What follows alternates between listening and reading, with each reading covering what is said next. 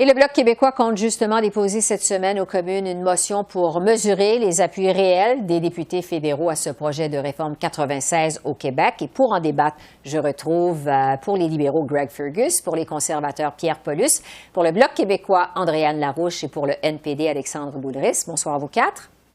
Bonsoir. Bonsoir, Je vais commencer avec le Bloc québécois, Andréanne Larouche. M. Blanchette a annoncé cette motion-là il y a quand même plusieurs jours, mais on ne sait pas exactement sur quoi elle va porter. Je vous demanderais d'abord, ça va être quoi le libellé de cette motion du Bloc québécois sur la réforme 96 à Québec? Elle n'a pas encore été déposée, mais ce qu'on sait en ce moment, c'est qu'elle va être vraiment très simple. C'est de rappeler que le projet de loi 96, c'est une prérogative du Québec, puis qu'Ottawa, ça va demander qu'il s'engage simplement, absolument rien faire pour contrer la demande du Québec. Parce que c'est la seule langue officielle des communes du Québec, c'est le français. Alors moi, comme députée ici pour le Bloc québécois à Ottawa, c'est d'empêcher qu'Ottawa s'ingère dans les champs de compétences et les décisions du Québec. Alors voilà, c'est ce qu'on va déposer comme motion pour qu'aucun parti fédéral puisse limiter la prérogative du Québec. Donc, ça va être assez simple, mais on veut un engagement ferme des partis fédéraux. Et cette motion va être déposée quand? Toujours Andréanne Larouche, parce qu'on parlait en début de semaine, on est mardi, ça va être déposé quand? On attend les nouvelles pour le dépôt de la motion, voilà. Bon, on va suivre ça. Greg Fergus pour les libéraux. Votre premier ministre, M. Trudeau, l'a répété encore. Il est d'accord avec le fait que le Québec puisse modifier la Constitution pour y déclarer qu'il forme une nation et que le français, c'est la langue officielle au Québec. Est-ce que vous êtes d'accord avec M. Trudeau et à la lumière de ce que vous venez d'entendre d'Andréanne Larouche, est-ce que vous seriez enclin à voter pour cette motion du Bloc? Non seulement que je suis d'accord avec le premier ministre, je suis d'accord avec le contenu, le fond de cette motion-là. Je pense que le Bloc n'est pas habitué à une situation où la porte est déjà bien ouverte.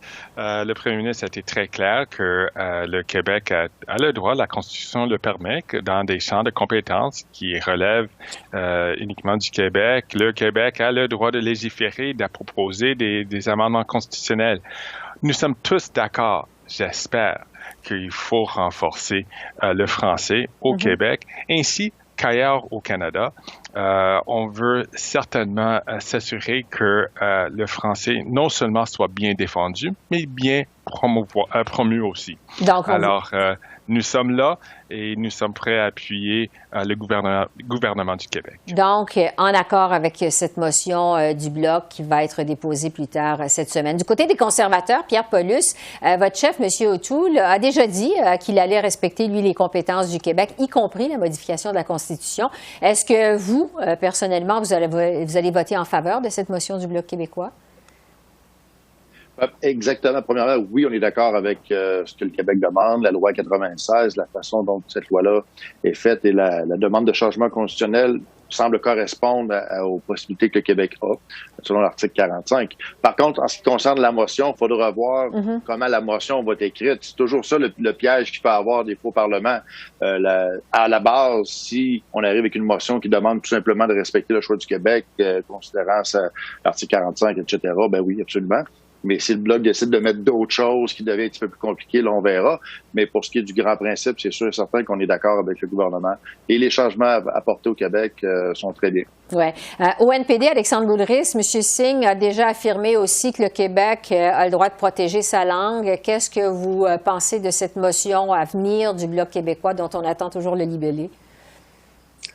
Bien, on verra comment c'est écrit effectivement, mais j'ai l'impression que le Bloc essaie de défoncer des portes ouvertes un peu, alors que on cherche une division à la Chambre des communes, alors qu'il semble avoir une belle unanimité. On est d'accord que le Québec forme une nation, promouvoir le français, notamment sur les lieux de travail, notamment dans les entreprises sous juridiction fédérale. Donc, je ne sais pas à quoi elle sert exactement encore cette motion-là, d'autant plus que l'Assemblée nationale a même pas commencé vraiment de débattre du projet de loi qui n'a pas encore été adopté. Peut-être que le Bloc pourrait utiliser ces motions à d'autres fins, ou ils veulent juste montrer la belle unanimité de tous les partis autour de cette cause-là qui nous tient tous à cœur. Bon, Andréanne Larouche, je vais vous demander de réagir à ça. Vous venez d'entendre vos collègues. On dit, à quoi ça sert finalement cette motion-là? On veut ouvrir une porte qui est déjà ouverte. Pourquoi cette motion? À quoi ça sert? En fait, c'est que surtout, on veut éviter qu'il n'y ait aucune contestation devant les tribunaux, que le fédéral en fait, contestent d'une façon indirecte ou directe en finançant un quelconque contestation judiciaire. Donc, c'est vraiment donc, c'est ça qui s'engage à ne pas contrevenir aux demandes du Québec, donc parce que le Québec a le droit de le faire, et à ne pas faire aucune obstruction, de quelque façon que ce soit, en finançant une contestation, donc directement ou indirectement. Donc, ce genre de choses-là, on a déjà vu ça par le passé. Donc, c'est pour rendre la chose officielle et s'assurer, encore une fois, que le fédéral, dans une motion à la Chambre des communes, ne cherche pas à contester cette loi-là par la suite. Oui, parce qu'il y a un volet de la motion, il faut le mentionner, selon ce que nous annonçait M. Blanchette, mais c'est pas confirmé parce qu'on attend toujours le libellé, qui porterait sur le programme de contestation judiciaire qui est administré actuellement par l'Université d'Ottawa. On veut le retirer. On veut retirer ce programme-là des mains de l'Université d'Ottawa. Un tour rapide là-dessus. Qu'est-ce que vous en pensez, les autres, M. Fergus, là-dessus? Moi, je pense que ce programme est très utile pour s'assurer que les minorités à travers le Canada ont le droit pour mieux clarifier les lois. Il faut pas aller à l'extrême. Moi, je pense que le fait que c'est l'Université d'Ottawa qui administre ce plan-là, c'est une bonne chose. Monsieur... Et puis, oui. Voilà. S'il faut aller plus vite, là, je m'excuse, je vous ai coupé. Monsieur Paulus, là-dessus, rapidement, qu'est-ce que vous en pensez sur le programme de contestation judiciaire? Ça, il faut toujours être prudent. Premièrement, à savoir si on doit l'abolir ou le garder. Il faut faire l'analyse de quelle façon ce programme-là fonctionne. Parce que, par exemple, la loi 21, on sentait qu'il y avait une possibilité que le gouvernement canadien s'en serve. Donc, c'est pour ça que c'est toujours discutable. Mais il reste que là, avant de dire que oui, on est d'accord à l'abolir, il faudrait voir un peu plus en profondeur. Alexandre Boulris. Bien, c'est sûr que le NPD, comme défenseur des minorités francophones qui ont beaucoup utilisé ce programme-là, nous autres, ça nous tient à cœur, on le défend depuis des années. Et puis, on peut rassurer tout le monde, il n'y a pas d'ingérence politique, c'est géré par l'Université d'Ottawa. Alors, c'est pas du tout une affaire du gouvernement ou même du Parlement, là.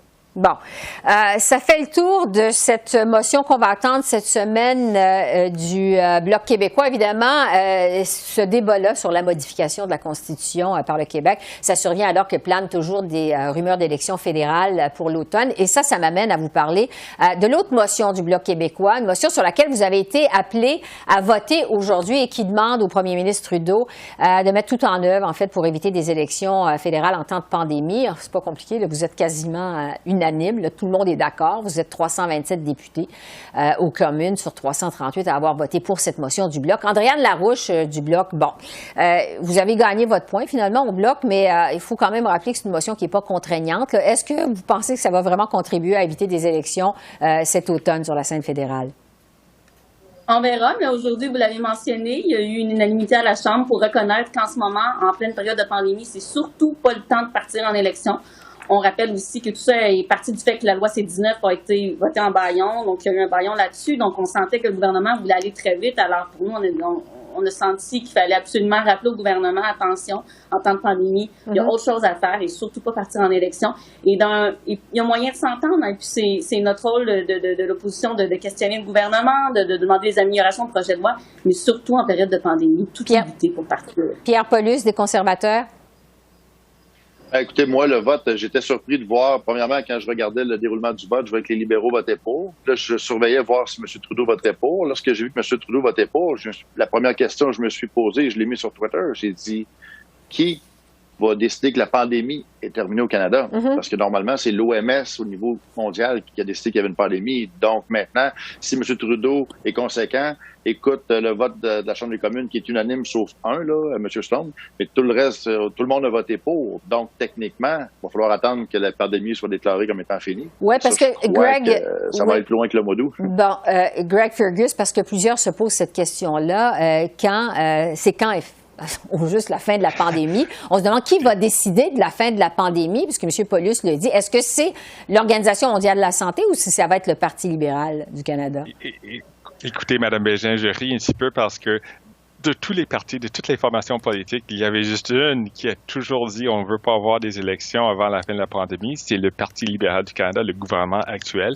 Je trouve que c'est drôle que le Bloc québécois veut avoir le beurre et l'argent de beurre en même temps, parce que c'est eux qui ont proposé, ils ont dit il faut que les autres formations politiques ont du courage pour faire descendre le gouvernement en pleine pandémie.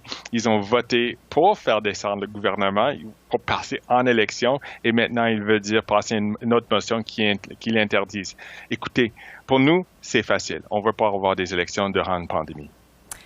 Alexandre Boulris, qu'est-ce que vous en pensez? Le mot de la fin. Ben, il n'y a pas juste les libéraux qui ne voulaient pas d'élection en temps de pandémie. Le NPD aussi, puis je rappellerai à M. Fergus que c'est le cas. Et d'ailleurs, c'est drôle parce que c'est assez ironique aujourd'hui. Le Bloc québécois nous arrive avec ça. Il est à peu près temps qu'il arrive en ville. Mais il y a 6 mois ou 8 mois, le Bloc québécois nous accusait d'être des peureux ou des vendus si on refusait de déclencher des élections. Là, ils ont vu la lumière au bout du tunnel. Je suis bien content qu'ils soient rendus aux arguments du NPD puis du gros bon sens qu'on ne va pas mettre la santé et la sécurité des gens à risque en temps de pandémie. Mais il était à peu près temps que le Bloc arrive là. En tout cas, il semble y avoir une unanimité là-dessus à la Chambre des communes. Greg Fergus, Pierre Paulus, Andréane Larouche et Alexandre Boulris, merci beaucoup. Merci beaucoup. Au revoir. Bonne soirée.